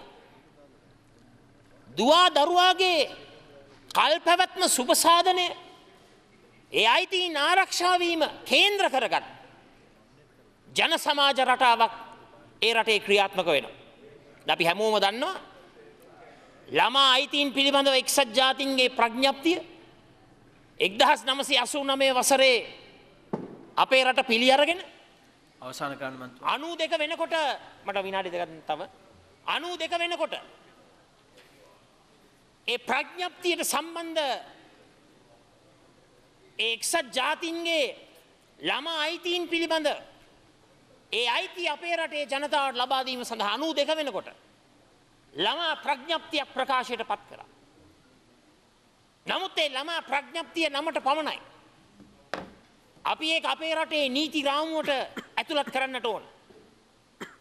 ඒ වගේම අපි වග බලා ගන්නට ඕන. ළමා ආරක්ෂණ අධිකාරිය වැනි අපේ රටේ දරු පරපුරේ අනාගත සුභසිද්ධිය සුරක්ෂා කරන ඒ රාජ්‍ය ආයතන වලට මේට වැඩි පිරිස් බලයක් මානව සම්පතක් මූල්‍ය ශක්තියක් ලබා දෙන්න. ඒ වගේම අපි අමතක කරන්නට හොඳ නැහැ. අපේ රටේ දරු පරපුර සුරක්ෂා කිරීම සඳහා සමාජමය වගකීමකුත් තිබෙනවා. දෙමව්පියන්ටත් විශාල වගකීමක් තිබෙනවා. ඒ සමාජමය වගකීම් රටාවත් ඒ දෙමව්පියන්ගේ වගකීම් සම්භාරයක් අපි රටක් හැටියට හරියාකාරව අපි ක්‍රියාත්මක කරන්නට ඕන. ඒ නිසා මගේ කතාව අවසන් කරන මේ මොහොතේ මම පැහැදිලිව කියන්න කැමති අපේ රටේ දූ දරුවන්ගේ සුරක්ෂිත භාවය උදෙසා අපි අනිවාර්යෙන්ම මරණීය දණ්ඩනය අපේ රටේ ස්ථාපනය කළ යුතුව තිබෙනවා. හැබැයි මේ මරණීය දණ්ඩනය ස්ථාපනය කරනකොට ස්වාධීන අධිකරණයක්, ස්වාධීන පොලිසියක් කිසිම ඇඟිලි ගැසීමකින් තොරව ඒ යුක්තිය පසඳලීමේ ක්‍රියාදාමයේ ක්‍රියාත්මක වෙන යාන්ත්‍රණයක් අපි අනිවාර්යයෙන්ම සකස් කරලා මරණීය දණ්ඩනයෙන් පමණක් නෙවෙයි ආණ්ඩුක්‍රම ව්‍යවස්ථා සංශෝධනයක් තුලින් අපේ දරු පරපුරේ අයිතීන් ආරක්ෂා කරන ඒ මූලික අයිතිවාසිකම් ආරක්ෂා කිරීමේ වගන්ති වලට ළමා අයිතීන් දුවා දරුවාගේ සුරක්ෂිත භාවය සාක්ෂාත් කිරීමේ ප්‍රතිපාදනය නාඩුකම ව්‍යවස්ථාවට ඇතුළත් කරලා ජන සමාජයටත් දෙමව්පියන්ටත් රජයටත් රාජ්‍ය ආයතනවලටත් දූ දරුවන්ගේ අනාගත සුරක්ෂිත භාවය තහවුරු කිරීම ප්‍රධානතම රාජ්‍ය කාර්යභාරය බවට පත් කිරීම අද යුගයේ අවශ්‍යතාවය බවට පත් වෙලා තිබෙනවා. ඒ නිසා මේ යෝජනාව ඉදිරිපත් කරපු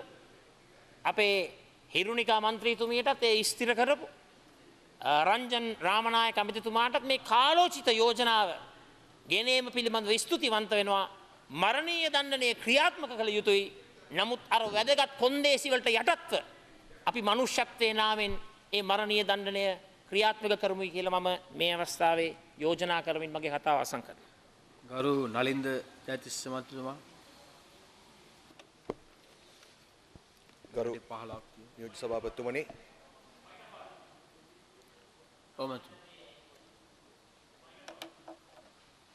සජිත් ප්‍රේමදාස මන්ත්‍රීතුමා නියෝජක තානායකතුමා මට අමතක වුණා කියන්න මගේ මේ සියලුම කරුණු කාරණා හැන්සාට් ගත කරනවා සභාගත නලින්ද මන්ත්‍රීතුමා ගරු නියෝජ්‍ය සභාපතිතුමනි හිරුනිකා ප්‍රේමචන්ද්‍ර මන්ත්‍රීතුමිය මේ යෝජනාව ඉදිරිපත් කිරීම කරන අවස්ථාව වෙනකොට රටේ මේ ළමා අපචාර සහ ස්ත්‍රී දූෂණ සම්බන්ධයෙන් මහත් ආందోලනයක් ඇති වී තිබෙනවා.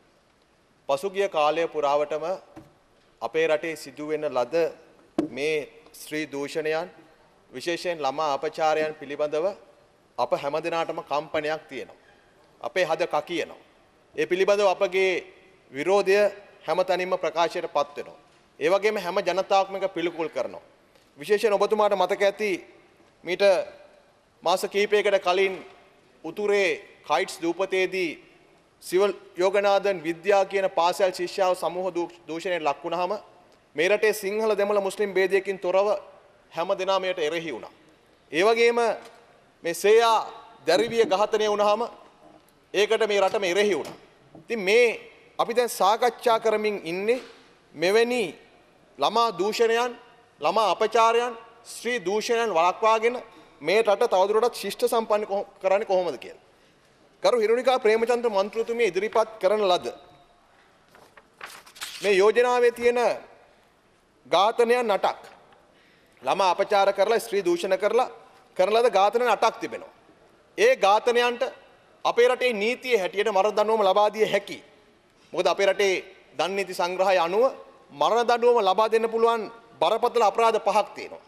ඝාතනය, ඝාතනයට අනුබල දීම, එවැනි නඩුවකදී බොරු සාක්ෂි ලබා දීම, රාජ්‍ය විරෝධී කුමන්ත්‍රණය සහ හෙරොයින් වැනි මත්ද්‍රව්‍ය ග්‍රෑම් 2කට වඩා ළඟ තබා ගැනීම හෝ ප්‍රවාහනය. මේ කරුණු පහට මරණ දඬුවම ලබා දෙන්න පුළුවන්. මේකේ ක්‍රියාවලිය තමයි ගර්නියෝ සභාපතිතුමනි අපි කවුරුත් දන්න විදිහට මෙවැනි හේතුවකට අධිකරණයෙන් මරණ දඬුවම නියම කළාට පස්සේදී ජනාධිපතිවරයාට බලය පවරලා තියෙනවා ඔහු කැමති වේලාවක සහ දිනයක අත්සන් කරලා අදාළ පුද්ගලයා එල්ලා මරන්න. ඒක මේ පාර්ලිමේන්තුව මීට කලින් සම්මත කරලා තියෙන නීතියක්.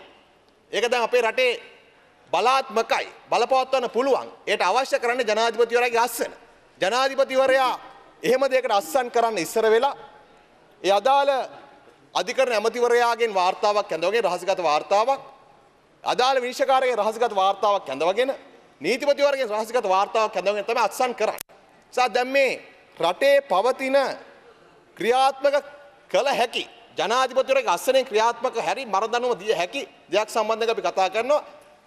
ඉතින් අපි මේ යෝජනාව කල්තබන අවස්ථා යෝජනාව මේ පාර්ලිමේන්තුවේ සම්මත වුණත් නැතත් ඡන්ද විමසීමක් ආවොත් සම්මත වුණත් නැතත් ඒ බලය තිබෙන්නේ ජනාධිපතිවරයාට. නමුත් අපි හිතනවා මේ පාර්ලිමේන්තුවෙන් ඒකට බලපෑමක් කරන්න බැරි වුණත් මේ වෙලාවේදී නමුත් මේ മന്ത്രിතුම ඉදිරිපත් කරන යෝජනාවෙන් මේ අපේ සභාවේ නියෝජනය කරන മന്ത്രിවරුන්ගේ අදහස් ගන්න ඌමනාවක් තියෙනවා නම් එක් മന്ത്രിවරයා කල්පනා කරන්නේ කොහොමද මේ ළමා අපචාර ස්ත්‍රී දූෂණ ගැන මරණ දඬුවම ගැන කියලා ඒකට අවස්ථාවක් කරගන්න පුළුවන්. ඒ ඇර මේ යෝජනාව අපි 225 මත උසල සම්මත කරත් දැනුත් නීතිය සම්මත කරලා ජනාධිපතිතුමාට බලය පවරලා තිබෙනවා. දැන් මේ රට පුරා උද්ඝෝෂණ ප්‍රමාණය පැන නැගිලා තිබෙනවා. ඇයි මේ ජනතාව උද්ඝෝෂණය කරන්නේ? ඔවුන්ට අවිශ්වාසයක් තිබෙනවා නීතිය ක්‍රියාත්මක කිරීම පිළිබඳව. නීති ආකාරක්ෂතාවය පිළිබඳව. අපි ඕන තරම් අහලා තිනවා මේ ස්ත්‍රී දූෂණයන්, ළමා අපචාරයන්, ඝාතනයන් මෙවැනි දේවල් වලට අධිචෝදනා ගොනු කරන්න සමහරට අවුරුදු 10ක් ගත වෙනවා. 10ක් 12ක් නීති අකාර්යක්ෂමතාවය නිසා. ඒ වගේම නීතියේ තියෙන අසාධාරණ සහ අපක්ෂපාතීත්වය. මං හිතන්නේ මේ යෝජනාව ගැන අපි සාකච්ඡා කරන මේ අවස්ථාව වගේම අවස්ථාවන් කීපයක් මේ පාර්ලිමේන්තුව මීට කලින් උදා කරගත යුතු තිබුණා. ඒ තමයි මේ පාර්ලිමේන්තුව නියෝජනය කරපු മന്ത്രിවරයෙක් මේ පාර්ලිමේන්තුව නියෝජනය කරපු ඇමතිවරයෙකුගේ බිරිඳක් කාන්තාවන් දෙදෙනෙක් ඝාතනය කරලා මරණීය දණ්ඩයට නියම වෙලා ඉඳෙද්දි ඇයව ජනාධිපති පොදු සමාවක් යටතේ ජාත්‍යන්තර කාන්තා දිනේදී නිදහස් කරපුවාම මේ පාර්ලිමේන්තුව මුළු පාර්ලිමේන්තුවෙම එරෙහි විය යුතු තිබුණා. රත්නපුරේ බස්නායක නිලමේවරයා එවැනි ඝාතනයකට හිරගත වෙලා හිඳිද්දී ඝාතනයකට ඔහුව ජනාධිපති පොදු සභාවට නිදහස් කරනකොට මේ පාර්ලිමේන්තුව මේ නියෝජනාවක් සම්මත කරගත්තු තිබුණා. එදා ඒකට මුකුත් කතා කරේ නැහැ. ජාත්‍යන්තර කාන්තා දිනේදී කරු නියෝජ්‍ය සභාපතිතුමනි කාන්තාවන් දෙදෙනෙක් ඝාතනය කරපු කාන්තාවකට ජනාධිපති පොදු සමාව දීම ඒකෙන් තමයි ජනතාවගේ විශ්වාසය බිඳ වැටලා තිබෙන්නේ. ඒ නිසා ජනතාව උද්ඝෝෂණය කරන්නේ. ඒ වගේම නීතියේ තියෙන අසමානතාවය. වැරදිකාරයන් නිවැරදිකරුවන් වෙලා නිවැරදිකරුවන් දඬුවම් ලබන ඔවුන් එල්ලුම් ගහට යන මේ අසමානතාවය පිළිබඳ ජනතාවට බයක් තිබෙනවා. පොලිසියේ අසාධාරණ අකාර්යක්ෂමතාව සේවා පිළිබඳ ජනතාවට බියක් තිබෙනවා. ඒ නිසා පන්නකී උද්ඝෝෂ ප්‍රමාණයක් තිබෙනවා. ඒ වගේම කරු නියෝජ්‍ය සභාපතිතුමනි හිරුණිකා ප්‍රේමචන්ද්‍ර මන්ත්‍රීතුමනි සඳහන් කරාගේ කතාවේදී මෙවැනි අපරාධ රැල්ලක් මැඩ පැවැත්වීම සඳහා තිබෙන ඉක්මන් සහ එකම විසඳුම මරණ දඬුවමයි කියලා. දැන් මේ යෝජනාව සාකච්ඡාවට ගන්නකොට රටේ සමහරක් ජනතාව හිතාගෙන ඉන්නවා අද අර සේයා දැරිවියගේ ඝාතකයා එල්ලා මරන්න මේ පාර්ලිමේන්තුව තීන්දුවක් ගන්න යනවායි කියලා. ලෝකේ මරණ දඬුවම ක්‍රියාත්මක වෙන දැනට රටවල් 36ක් තියෙනවා. ලෝකේ රටවල් 103ක මරණ දඬුවම සම්පූර්ණයෙන් අහෝසි කරලා තියෙනවා. රටවල් 6ක විශේෂ අවස්ථාවල පමණක් විශේෂයෙන් යුද අපරාධ වගේ අවස්ථාවල මරණ දඬුවම ක්‍රියාත්මක කරනවා. ඒ වගේම අප වගේ රටවල් අපි වැනි රටවල් 50ක් පහුගිය අවුරුදු 10 පුරාම මේ මරණ දඬුවම ක්‍රියාත්මක කළා නැහැ. අපිත් 1970 ඉඳන් ක්‍රියාත්මක කළා නැහැ. ඒ වගේම මේ සම්බන්ධයෙන් තීන්දුවක් ගන්නකොට අපි සාකච්ඡා කරන්න ඕන. අපි තීන්දුවක් ගන්න ඕන. දැන් මරණ දඬුවම ක්‍රියාත්මක කරන රටවල වුණත් ඒවයේ ඒ වැරදිකරුවා අවුරුදු 18 වඩා අඩු නම් මරණ දඬුවම දීමේදී නීති වෙනස් වෙලා තිබෙනවා. සෞදි අරාබිය, ඉරානය, සුඩානය, පාකිස්තානය වගේ රටවල් 4ක් පමණයි අවුරුදු 18ට අඩු නම් වැරදිකාරයා මරණ දඬුවම ලබා දෙන්නේ. එහෙම නීතියක් සෞදි අරාබියේ මරණ දඬුවම අවුරුදු 18ට වඩා අඩු අයට දෙන නිසා තමයි අපේ රිසානට හිස් ගැසුම් කරන්න සිද්ධ වුණේ. අපට කිසිම වෙලාවක් අරගන්න විදිහක් නැතුව ඇයව මරණ දඬුවමේ දක්වා ගෙන යන්නේ රටවල අවස්ථාවක් ලැබුණේ එවැනි නීති සම්මත කරලා තියෙන නිසායි. කරු නියෝජ්‍ය සභාපතිතුමනි දඬුවමක් දීමෙන් බලාපොරොත්තු වෙන ප්‍රධාන කරුණු 4ක් තිබෙනවා. අපරාධ වළක්වන්න, පුනරුත්ථාපනය කරන්න, ඒ වැරදිකරුවා අකර්මණ්‍ය කරන්න සහ පලි ගැනීම කරන්න. දැන් සමාජයක් බය කරන්න උවමනා නම් ගොඩක් අය කියනවා මරණ දඬුවම ක්‍රියාත්මක කරනකොට මේකේ සමාජය බය කරන්න පුළුවන් කියලා. එහෙමනම් දැන් අපි ගමන් කරන්න ඕනේ කොහාටද? බය කරන්න තව ක්‍රම තිබෙනවා. ලෝකේ මරණ දඬුවම ක්‍රියාත්මක රටවල වුණත් ඒ මරණ දඬුවම ක්‍රියාත්මක කරන ආකාර විවිධයිනේ. ප්‍රසිද්ධිය ගල් ගහලා මරනවා, ප්‍රසිද්ධිය හිස කතා දානවා, ප්‍රසිද්ධිය වෙඩි තබනවා, ප්‍රසිද්ධියේ කසෙන් තල්ලා මරනවා. එහෙම යන්න පුළුවන්. දැන් අපි ගමන් කළ යුත්තේ පැත්තටද? මේ ප්‍රශ්නේ කොනකින් අල්ලගත්තොත්, වල්ගෙන් අල්ලගත්තොත් නියෝජ්‍ය සභාපතිතුමනි අපිට යන්න වෙන්නේ මේ ලෝකයේ පිළිගත් ශිෂ්ට සම්පන්න ක්‍රමවල ඉඳලා ප්‍රසිද්ධියේ ගල් ගසා මරන තැනකට. ඇයි? සමාජය බය කරන්න. නමුත් මේට කලිනුත් මන්ත්‍රීවරු කීප දෙනෙක් පෙන්වා දුන්නා වගේ මේ දඬුවම විසින් ලෝකෙ කොහෙවත් අපරාධ අඩු කළා නැහැ. කොහෙවත් අඩු කළා නැහැ. ලෝකේ ප්‍රකට සමාජ විද්‍යාඥයෙක් වන මහාචාර්ය මයිකල් එල් රැඩෝල්ෆ් ඔහුගේ ක්‍රිමිනල් ලෝ ඇන්ඩ් ක්‍රිමිනොලොජි කියන ජර්නලේ පර්යේෂණ පත්‍රිකාවකින් කියනවා ලෝකේ අපරාධ විද්‍යාඥයන්ගෙන් 90ක් කියන්නේ දෙන දඬුවමත් එක්ක අපරාධ සම්බන්ධයක් නැහැ කියලා. අර කිව්වා වගේ ඇමරිකා එක්සත් ජනපදයේ ප්‍රාන්ත 31ක මරණ දඬුවම ක්‍රියාත්මක කරන ප්‍රාන්ත 31ක අපරාධවල අඩුවීමයි. මරණ දඬුවම දෙන්නේ නැති ප්‍රාන්තවල අපරාධ අඩුවීමයි ගත්තොත් එහෙම ඒ ශීඝ්‍රතාවයන් මරණ දඬුවම නොදෙන ප්‍රාන්තවල අපරාධ අඩුවීමේ ශීඝ්‍රතාවය වැඩි. 1991 වෙනකොට මරණ දඬුවම දෙන ප්‍රාන්තවල ලක්ෂයකට 9.94ක් අපරාධ වෙලා තිනවා. ඒක 2013 වෙනකොට 4.72කට අඩු වෙලා තියෙනවා. හැබැයි මරණ දඬුවම නොදෙන ප්‍රාන්තවල ඒ 9.2.7 ඉඳන් 3.8ට අඩු වෙලා තිබෙනවා. නිසා මේ අපි කවුරුවත් හිතනවා නම් මරණ දඬුවම ක්‍රියාත්මක කළ පමණින්ම මේ සියලු දෝෂ නිවාරණය වෙනවා කියලා එය මිත්‍යාවක්. ඒ විතරක් නෙමෙයි. මේ තියෙන නීතියේ සහ පොලිසිය අකාර්යක්ෂමතාවය අනුව දැන් ඔබතුමාටම පේනවා ඇති මේ සේයාල දරුවියගේ ඝාතනයේ සම්බන්ධයෙන් අර අත්අඩංගුවට පාසල් ශිෂ්‍යයා සහ අවුරුදු 31ක වැඩි හිටියා. ඔවුන්ට පොලිසිය සලකලා තියෙන ආකාරය කොහොමද? මං හිතන්නේ පොලිසිය බාර ඇමතිවරයා උත්තර දෙන්න ඕනේ මේ පාර්ලිමේන්තුවට. 16 වෙනිදා උදේ 9ට අත්අඩංගුවට ගත්ත ශිෂ්‍යයාව 19 වෙනිදා තමයි උසාවියට ඉදිරිපත් කරන්නේ. ඔහුගෙන් අහන්නේ කොහොමද මේක කරේ කියලා. DNA පරීක්ෂාවක් කළා බලලම ප්‍රශ්න කරන්න නේද හොඳ? එහෙම ක්‍රමයක් තියෙනවනේ. හැබැයි ඒ විද්‍යාත්මක ක්‍රම මොකක්වත් අනුගමනය කරන්න නැතුව එල්ලලා ගහන තත්වයක් නේ. මේ පොලිසියෙන් නඩු ගොනු කරන්නේ. එංගලන්තයේ මරණ දඬුවම අහෝසි කළේ එවැනි නිවැරදිකරුවෙක් එල්ලලා මැරුව 1950 දී ඒ තාත්තා අවුරුදු 23ක් වයස පියා තමන්ගේම දුව ඝාතනය කරා කියලා මාස 13ක ඔහුට මරණ දඬුවම නියම වුණා. හැබැයි අවුරුදු 3කට පස්සේ එළිදරව් වුණා ඔහු නෙවෙයි මැරුවේ කියලා. එතකොට කරන්න දෙයක් නැහැ. එවැනි දේවල් උමුණ අතර සිද්ධ වෙලා තිබෙනවා. නිසා මේක එහෙම නිකන් ඔය සිල්ලට සරකන්න පුළුවන් කාරණයක් නෙමෙයි. මෙවැනි ළමා දූෂණ සහ ළමා අපචාර සහ ස්ත්‍රී දූෂණවල ගොදුරු බවට පත්වන්නත් වින්දිතයනුත් පීඩකයනුත් මේ සමාජ ඛේදවාචකයේ ගොදුරු අපි සේයා කියලා බැලුවත් අය මෙතෙන්ටපත් උනේ ඇයි? ඇගේ පවුලේ තියෙන නොසලකින නිසා පමණක්ම නෙමෙයි. ඇගේ අම්මා තාත්තට, ඇගේ සීයට තමන්ගේ ආර්ථික දුෂ්කරතාවයන් නිසා රෑ පුරා වැඩ කරන්න රෑ 12ට ගෙදරට එන්න අර සීයටත් ප්‍රයිවට් සෙක්‍රටරි ෆර්ම් එක වැඩ කරන්න යන තත්ත්වයට පත් කළේ කවුද? මෙවැනි අනාරක්ෂිත ගෙවල් අපේ රටේ කොච්චර තියෙනවද? රජයේ සේවකයෙක් හිටියට දෙන්නම ලෝන් එකක් අරගෙන ගෙයක් හදාගත්තට, ගෙදරට සිමෙන්ති ටිකක් දාගත්තට, හැබැයි කපරාරුවක් කරගන්න බැරුව, දොර ජනෙල් හයි කරගන්න බැරුව, සර්ණේරු හයි කරගන්න බැරුව එවැනි අනාරක්ෂිත ගෙවල් අපේ රටේ කොච්චර තිබෙනවද? එයට හේතුවක් හොයන්නේ නැතුව, එයට පිළියමක් යොදන්නේ නැතුව කැපිටල් පනිෂ්මන්ට් එක විතරක් ක්‍රියාත්මක කරන්න වැඩක් වෙන්නේ නැහැ. කැපිටල් පනිෂ්මන්ට් එක ගැන කතා කරනකොට ඒ පවුල් එතනට පත් කරපු කැපිටලිස්ට් සිස්ටම් එක ගැනත් අපි කතා කරන්න ඕන. ඒ දරු අනාර්කිතත්වයට පත් කරපු. ඒ විතරක් නෙමෙයි නීතියේ සාධාරණත්වයේ ජනතාවට ප්‍රත්‍යක්ෂ වෙන්න ඕන. එහෙම නොකරන තාක්කල් සේලත් බිහි වෙයි. එවැනි අපරාධ කරුණුත් බිහි වෙයි. එසා ගරු නියෝජ්‍ය සභාපතිතුමනි